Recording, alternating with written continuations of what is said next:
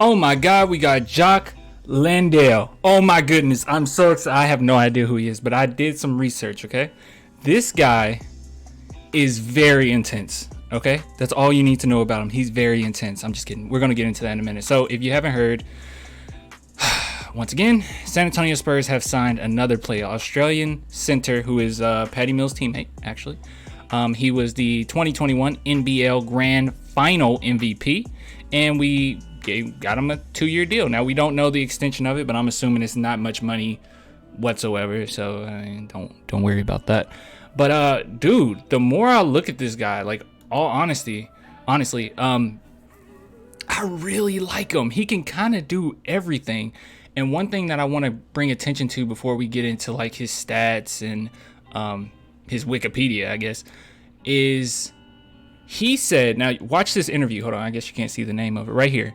Boomer's Big Jock Landale, Filthy Taste of My. Watch this video, and it is so weird listening to him talk now, knowing that he's on the Spurs. It's almost like he should be with the Spurs. He talked about how he's pissed off that he's never been in the NBA, how he's gotten better over the years. He was very transparent with some of his own weaknesses that he has to work on.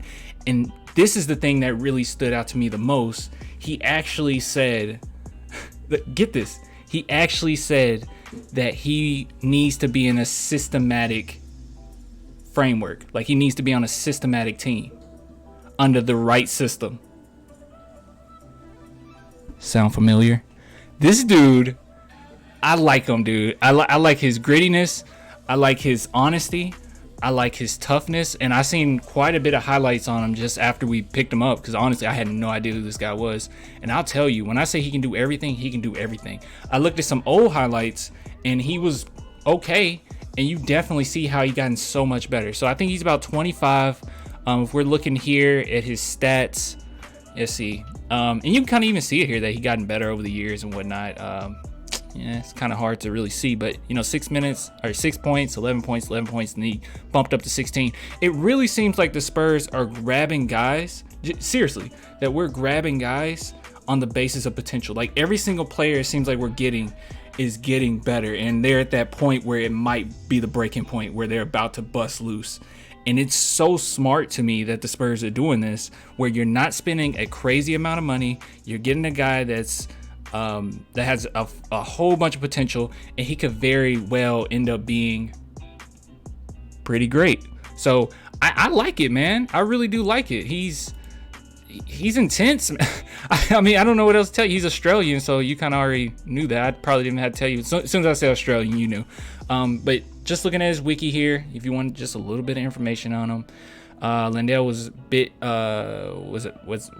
player as a freshman. I don't know what that means, but increased his role as a sophomore and enjoyed a breakout season as a junior. Blah blah blah. But this is what you really want to look at, right? He went undrafted in 2018. Apparently, some type of like controversy happened with him and his agents or people that were giving him advice, which prevented him from getting to the NBA. I don't really know the full extent of that. If somebody know, just put it in the comments and let us know. But yeah, so NBL champion, NBL Grand Final MVP. If you don't know what NBL is, that's National Basketball League. Let's see, LKL champion in 2020. So it seems like around the last couple years is when he started really just taking off, and the Spurs grabbed a guy that's almost perfect for what we're doing. I sat here trying to figure out what are the Spurs going to do as far as the big man. What are we going to do? And I think I understand it now.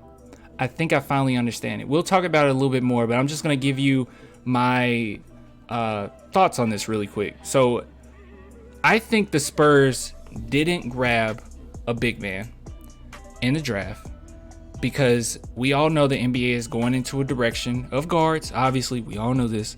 But I think the Spurs already had their eye on some other bigs that could just get into the system, do their job, and flourish. Because if you really look at the NBA right now, or actually the NBA, the history of the NBA, big men typically don't last forever. I know we want that Tim Duncan again, that Tim Duncan story, but they don't last that long. Usually they just don't, or they eventually just fade away after their like 10th season. Even Joel Embiid, I don't expect Joel Embiid to have a long flourishing career. I mean, if I'm just being completely honest. So I think the Spurs just felt like they could grab a guy, either overseas, obviously, or in free agency. And I think thus far they're doing a phenomenal job. This is a guy that's pretty long, pretty lanky. I see. He is 6'11". I'm learning as you guys learn. Okay, he's 6'11", 256. So he can play center. If you watch his interview here, he talked a little bit about how he feels like he would play power forward or something like that. I definitely see him being able to play center.